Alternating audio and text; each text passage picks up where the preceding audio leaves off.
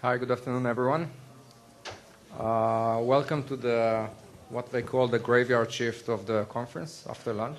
So we'll try to make it lively the next couple of hours. I think this should be one of the more interesting sessions of the conference. We will try to give you a taste as to, first of all, the need as presented from a different perspective, less maybe technical perspective, but more from a strategic level, combining both strategic investors and financial investor perspective as to where they see the opportunities in the market, where they see the needs, and where they see the opportunities in the market, as well as a few startups, Israeli startups and global startups that address those specific needs using cutting-edge, I would say, technologies. So to kick off, my name is Yoav Tzruya. I'm a partner at JVP, Jerusalem Venture Partners. JVP is one of Israel's leading venture capital firms, and we've been investing in cybersecurity for almost 13 years now. And you know, we try to invest in 3 or 4 cybersecurity companies each year, ranging from seed stage all the way to late stage companies. And we're excited to collaborate with all the panelists that you'll see here today and be working with some of the startups companies that we'll be presenting later on. To kick this off, I'd like to invite my partner, Gadi Tirosh, JVP's managing partner, to give the perspective of Israel leading venture capital firm as an investor in cybersecurity. Thank you. Let's see, as the leading venture capital firm, if I can drive this presentation. That's it's going to be a challenge. All right. All right.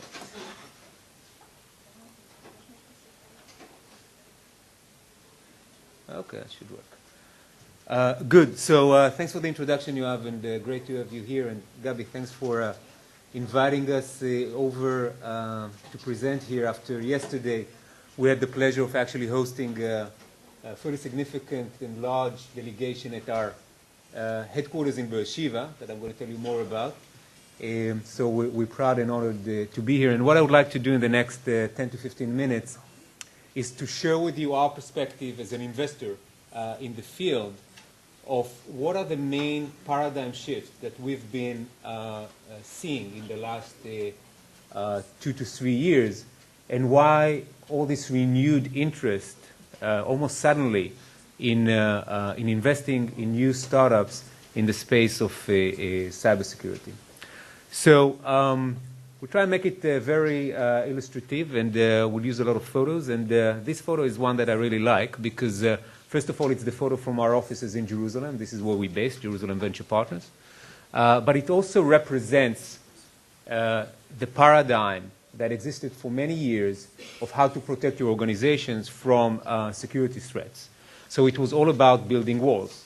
And when there is a crack in the wall, you build another layer in the wall. So it's either a next-generation firewall or a database firewall or web application firewall and so on. But as we know, walls doesn't really defend you for too long. And this metaphor of a Trojan horse is one that was invented, obviously, thousands of years ago, but as you know, is something that is being used to penetrate those walls. The point is that what we've seen over the last 2 to 3 years are that those threats and those attacks do not longer look like a big wooden horse. In fact, they look much more like a needle in the haystack. In fact, it's even more complicated than a needle in the haystack because it's looking for a needle where you don't know what the needle looks like. All right, so that's the challenge. That's the challenge that is out there, and the technologies that allows you to go and sift through this massive amount of data and find minute anomalies goes into a new area of which is very interesting and very inspiring of big data anomaly detections. One of the companies that we invested in the field is a company called Tetere that I think will be presenting later today, so I'm not going to steal their thunder. But I would just say that within the space of big data anomaly detection, we were looking for unique characteristics for the algorithms that can identify this kind of anomalies without setting any rules, right? Because the moment you set rules, you actually define the next set of attacks. So identifying this kind of technology wasn't easy, and I think later on the company will tell you on how much progress they made since. The advantage of having a domain agnostic anomaly detection is that you can really dive and go under the hood.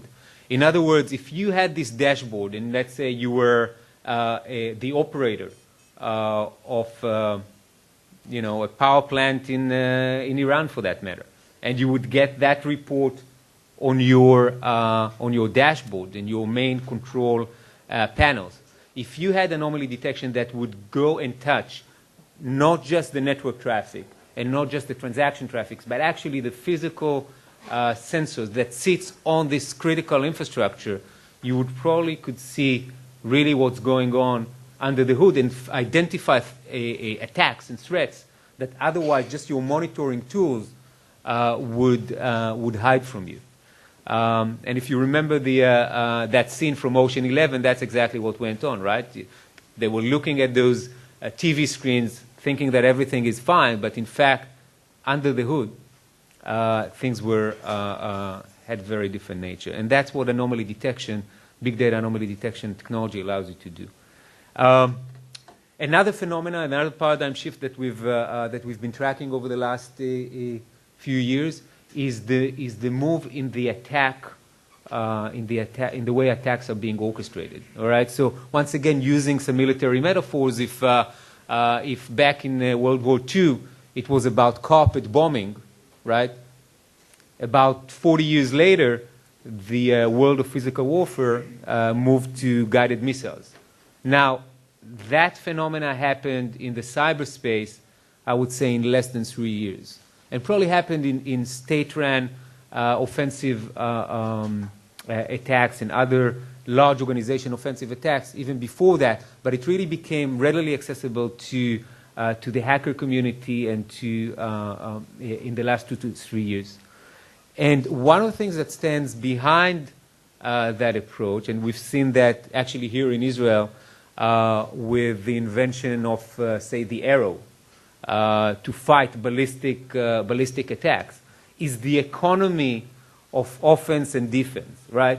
You can have the best technology, but if it costs you too much to defend, if it costs you too much to throw an arrow missile at a Qassam missile, then at the end of the day, the attacker will win.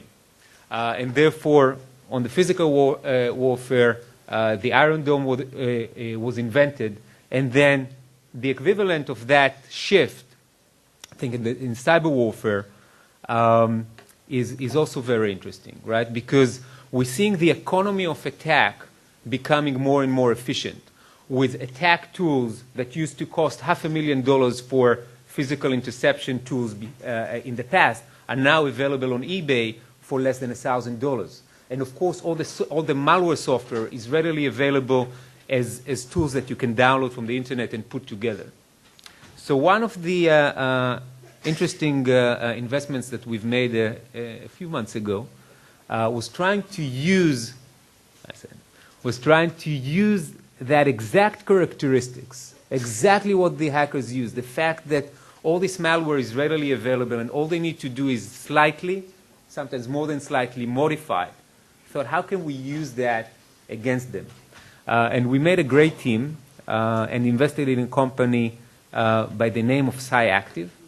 And what they do is the following thing. They take existing malware, automatically reproduce it in the cybernetic space. So it's very similar to a Petri dish that's being used for viruses and so on. But here we do it in the cyberspace. So we take the malware, we automatically, using genetic algorithm, develop tens of thousands of strains over a matter of hours. And then we automatically train a detector to find this malware. So in fact, what SciActive managed to prove is to take malware that was deployed a while ago, and I'll use the target attack on the Target retail chain in the US as an example.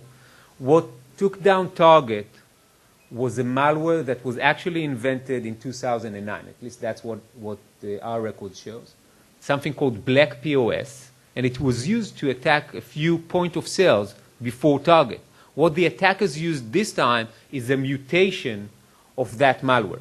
So using SciActive technology, you can actually take the original strain and automatically reproduce this strain that took down Target, and in fact, not only protect against known malwares, but actually predict what could be the next set of attacks. So it's a fascinating idea, and the company that we invested just a few months ago are very excited about where they can take the world of malware detection and defense. But then I think yesterday I heard a great speech by Uzi Arad, who was somebody who served at the Mossad for more than 25 years. And he reminded us all that with all this technology, at the end of the day, the human factor is still a critical aspect of how you build your defense mechanisms.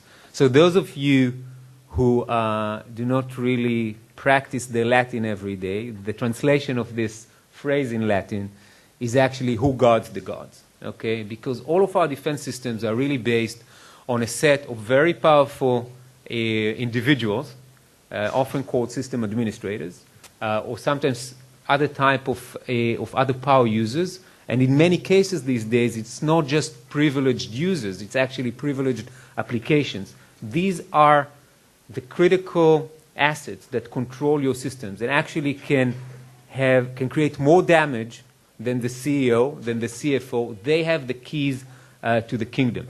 And that's something that we've seen over the last few years that needs to be closely monitored. And one of the leading companies we have in that space is CyberArk, that is really leading that space. But before we get to CyberArk, maybe a few words by the guy that actually demonstrated how much damage can be created if you have the keys to the kingdom. So I hope I know how to run that video. Click on the picture. All right, I can do that. Cannot open the specified. What's that? Yeah, okay. Okay, let's see.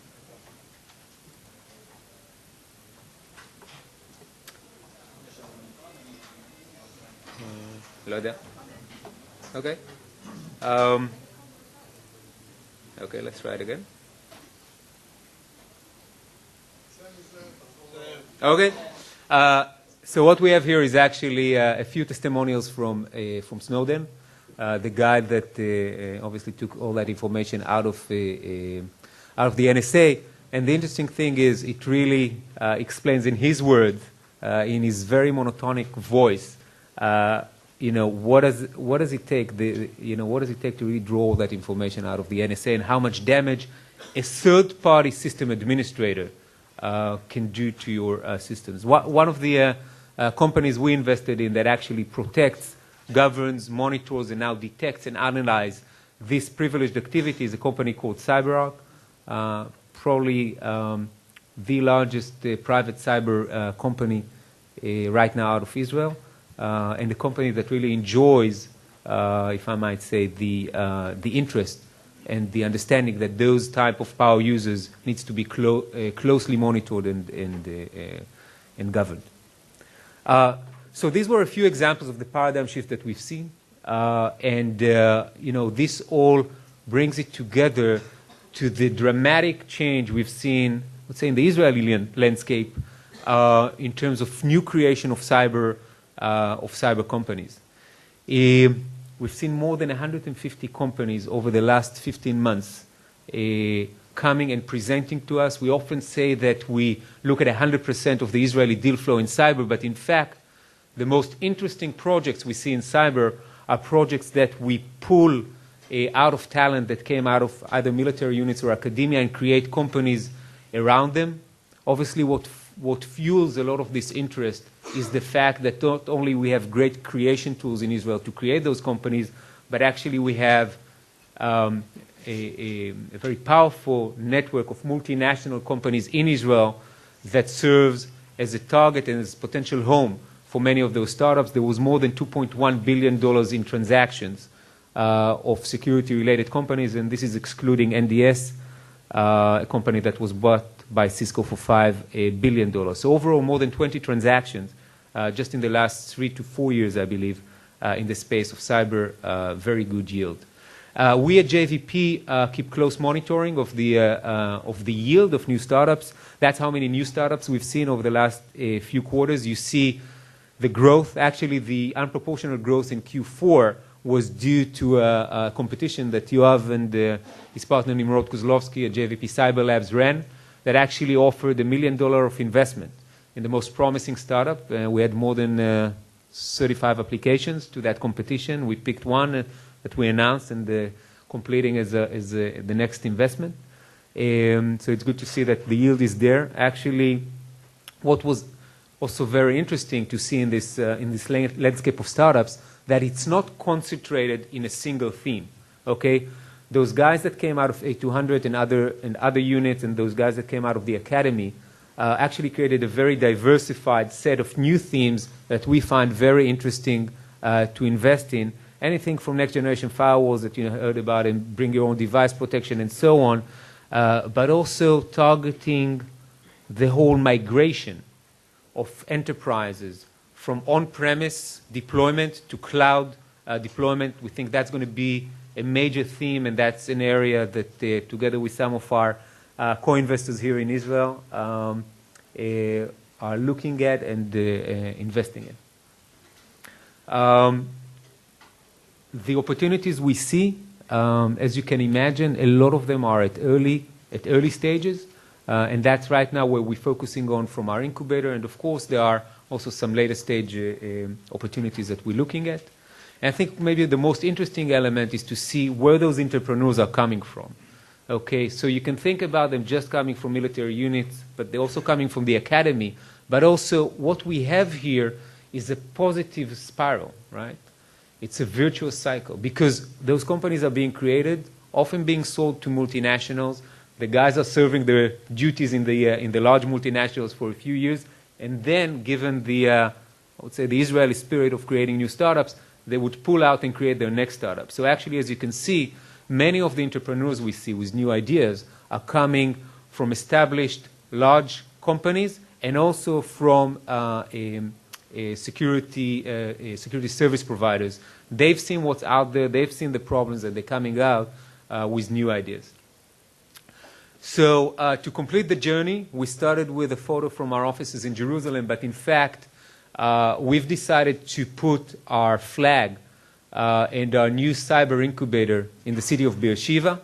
Probably through the day, there were some policymakers and other government officials that mentioned the transformation in Beersheba, and I know that a lot of people here in Tel Aviv are sometimes cynical about the opportunity to turn Beersheba into the cyber capital, I would say, of Israel. I know our Prime Minister said it's going to be the cyber capital of the Eastern Hemisphere, if there's something like that.